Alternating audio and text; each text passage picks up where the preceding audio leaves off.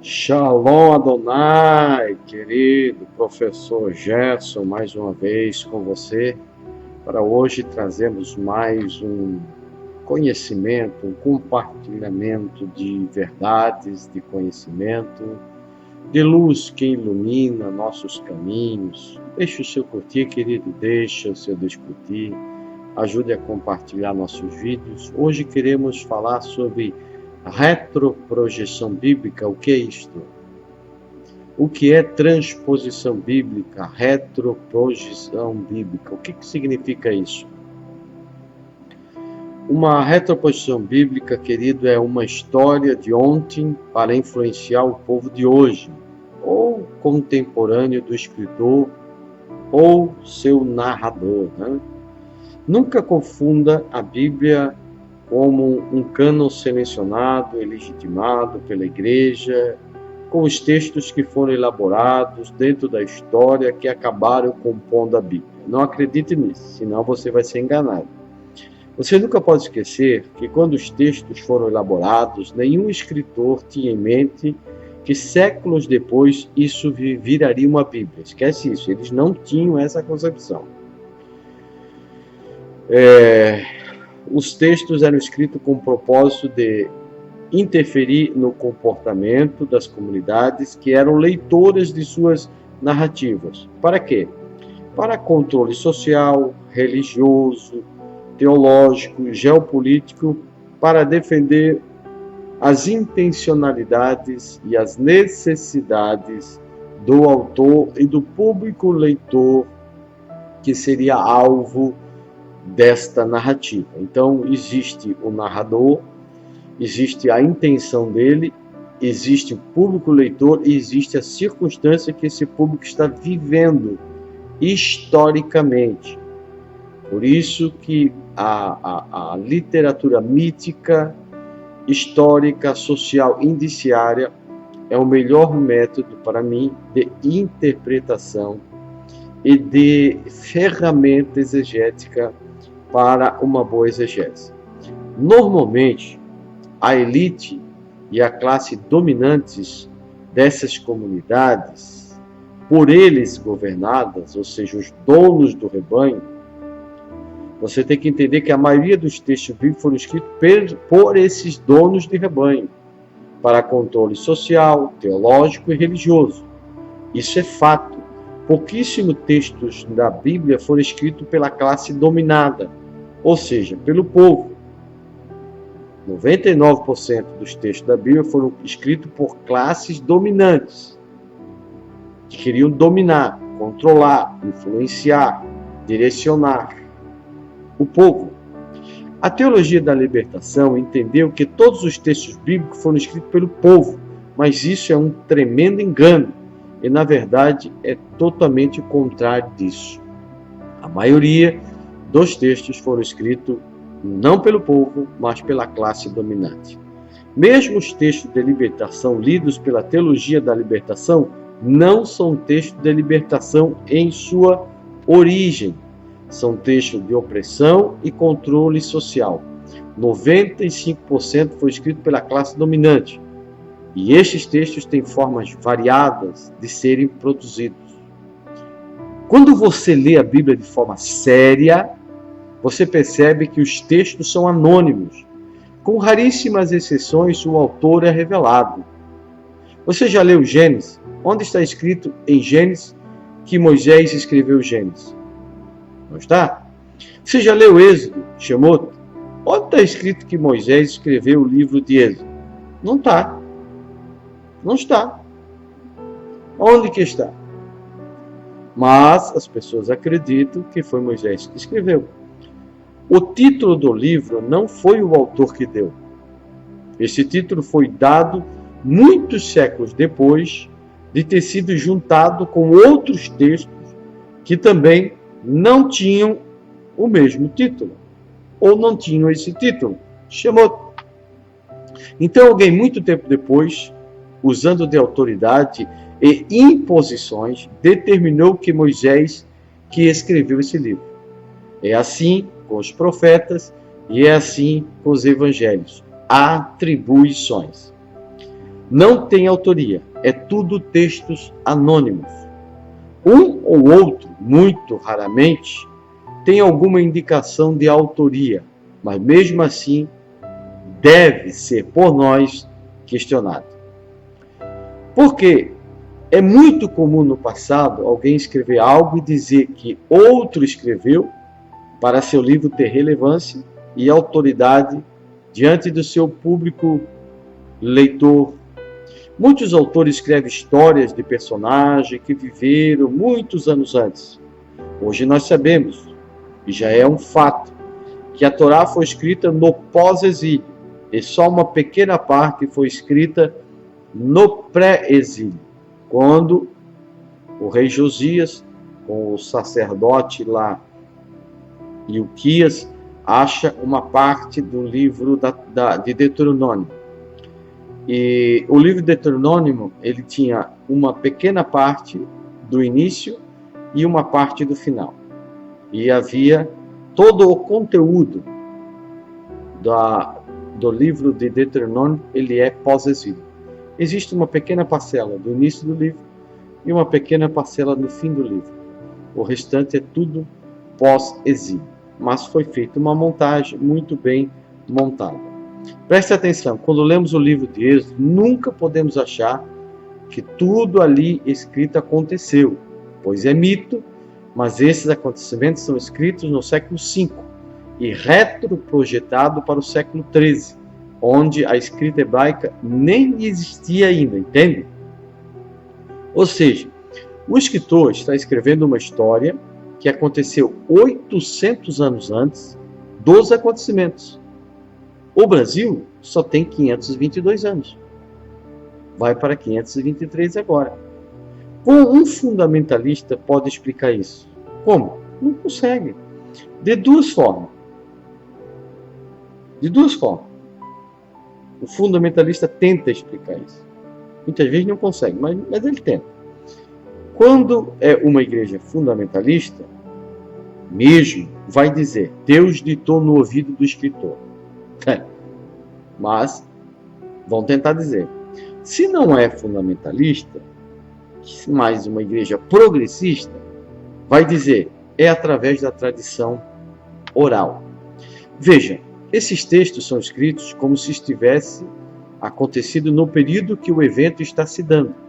Quando você lê o livro de Êxodo, parece que você está assistindo o filme do Êxodo, acontecendo naquele momento, mas isso é uma retroprojeção ou uma transposição bíblica.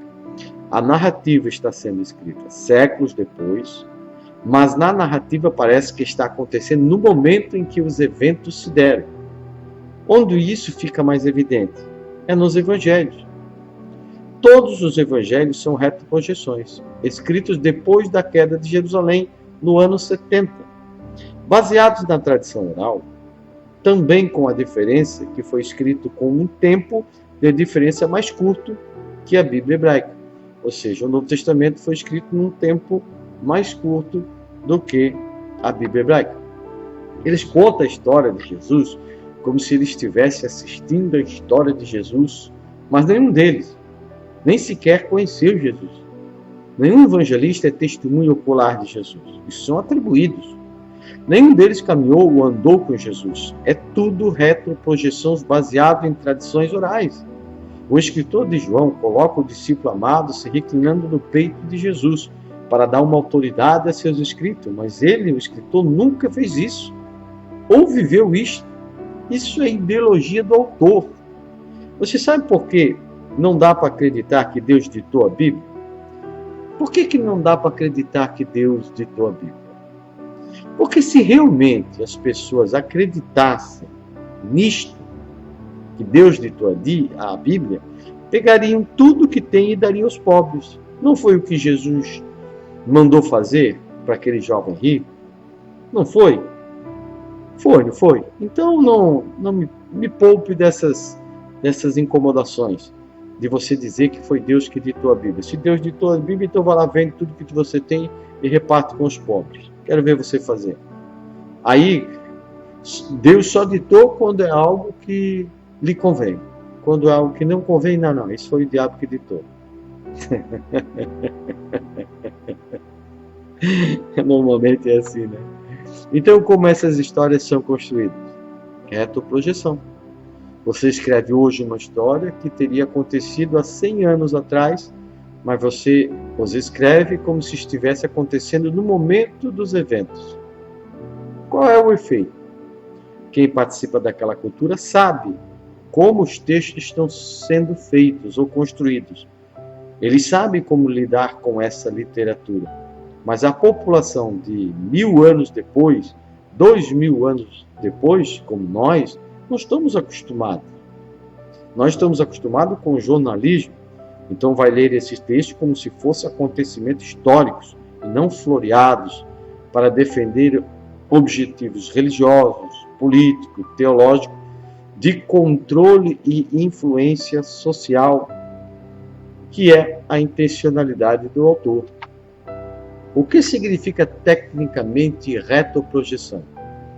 Significa uma comunidade viva hoje, agora, recebe os ensinos do pai, da mãe, dos avós, do rabino, do pastor, do padre, aí ele se apodera dessa tradição. Ou seja, digamos que nessa tradição existe o personagem José.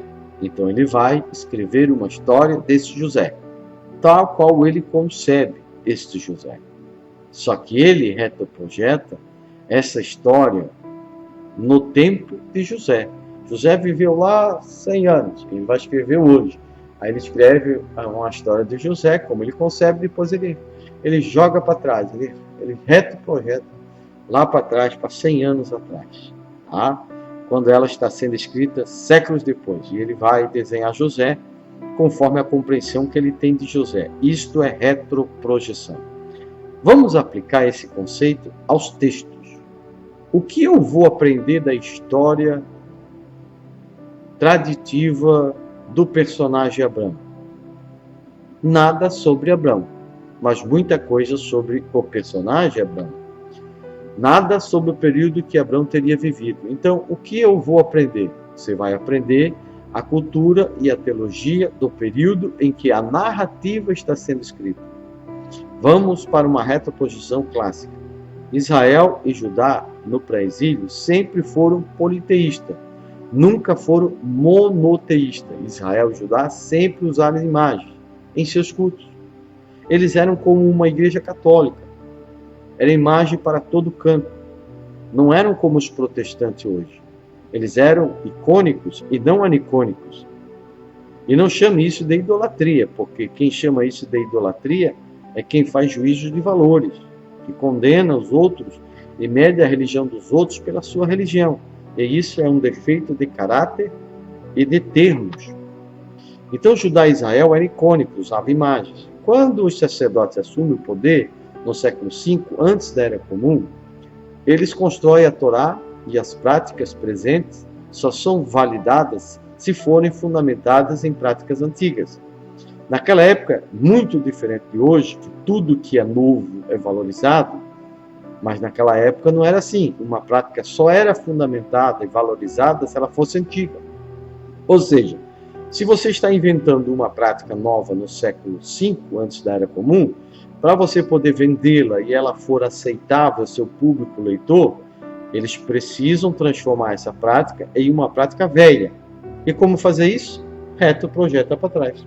Você cria uma lei nova hoje, escreve uma história dizendo que essa lei foi criada no ano 1300, antes da Era Comum. Isso é retroprojeção.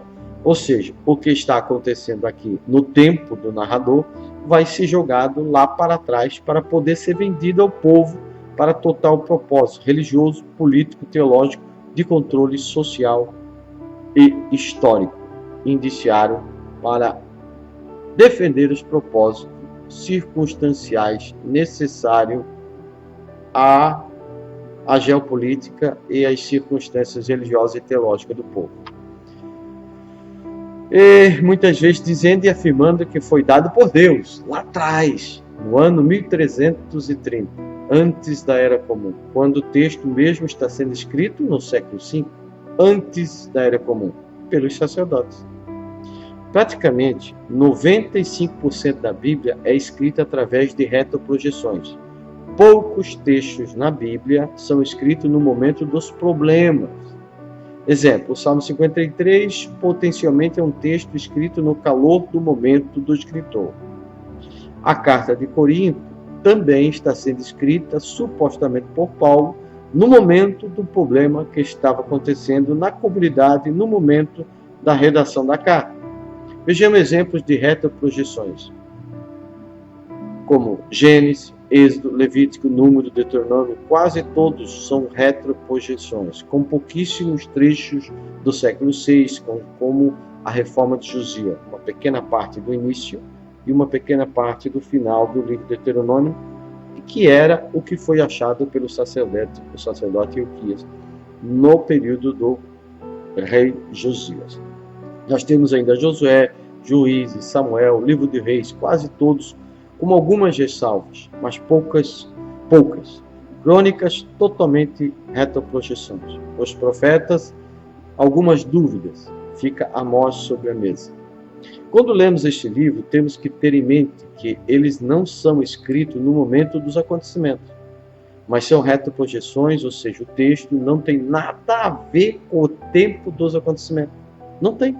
O tempo da narrativa e o tempo do escritor é ele, e é a única coisa verdadeira nesse texto. É o narrador e os seus personagens e sua intencionalidade. Ou seja, todos os personagens da narrativa são personagens na mão dos escritores. Mesmo sendo um personagem que existiu na narrativa, é ficção, com propósitos intencionais de controle social, teológico e religioso do povo, do narrador, do escritor real e verdadeiro que usa a narrativa de forma manipuladora para fazer os personagens agirem como ele quer que eles agem, de acordo com seus interesses e suas intencionalidades e necessidades teológicas que estão sendo alvos de confrontos no momento em que ele está escrevendo. Se você tiver isso em mente, você não entra na vibe dos personagens, não se ilude com os personagens, porque são todos marionetes manipulados pelo escritor. Aí você tem que perguntar: o que o escritor quer me ensinar com essa narrativa? Por que ele disse isso? Qual é a intenção dele? Por que ele fez Abraão agir assim? É tudo controlado pelo escritor, movido pela sua intenção construidora, pela necessidade geopolítica, religiosa e teológica da sua época. Quando você abre a Bíblia, você está diante de uma pessoa só, o escritor da narrativa. E você e o escritor somente e suas intenções de controle social, político, religioso e teológico. Então não permita que o escritor te aliene com os seus personagens, mas saiba que o bonequinho do texto só cumpre a vontade do escritor e também os seus interesses. Sabe por que muitos não conseguem entender a Bíblia? Porque se entregam de corpo e alma aos personagens. E os personagens foram criados com a intenção de controle social de uma comunidade, para que a comunidade acredite no que o escritor está dizendo. E quando você se entrega ao mundo do personagem, você faz realmente aquilo que o escritor queria que você fizesse. Como 95% da Bíblia é retroprojeção, com intenções narrativas de controle social, você muitas vezes é induzido, você é controlado, você é manipulado pelo escritor e não percebe. E ainda por cima dando glória a Deus, por ser influenciado a fazer o que realmente o escritor quer que você faça. Você faz o que o escritor quer e ainda você sai cantando que nem galinha. Entenda, a maioria das narrativas bíblicas são como o alçapão. Você conhece o alçapão? A maioria das narrativas bíblicas são como o alçapão, tá? De pegar passarinho. Você entra nele e quando você está lá dentro, quando você se dá conta, você está preso dentro desse alçapão. É só fazendo uma exegese séria que você consegue se libertar desse alçapão religioso, teológico e escravizador. Você acha legal você fazer o que a outra pessoa acha que você deve fazer? Eu acho que não. Mas é exatamente o que o escritor faz com você. Quando você, de forma alienada, religiosa, fanática, se entrega de corpo e alma ao texto, sem fazer uma exegese e uma crítica, e entender que essas narrativas são instrumentos, são métodos literários, míticos, históricos, sociais, indiciários. Muitas vezes esses autores levam você a fazer o que ele quer que você faça. Ele controla você e você não se dá conta disso. É legal isso para você? Ah, pastor, eu gosto. Então, vai viver a sua vida. Você tem que perguntar sempre olhando no olho do narrador. Por que você criou um texto para eu trilhar o seu caminho? Por que você não criou um texto para eu trilhar o meu caminho? A Bíblia não foi escrita para você trilhar o seu caminho e fazer sua vontade, mas para fazer a vontade do escritor. E 90% são narrativas de domínio, controle, manipulação, poder e opressão.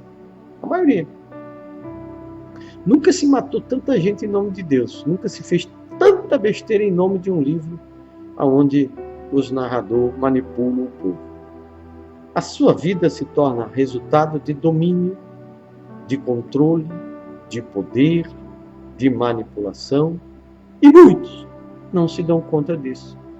Porque você lê as narrativas do jeitinho que eles querem que você lê. Shalom Adonai. Gostou? Deixe seu curtir, deixe seu discutir. Para o YouTube é a mesma coisa. Shalom Adonai, Yeshua HaMashiach, Hamalech, Hamalechim.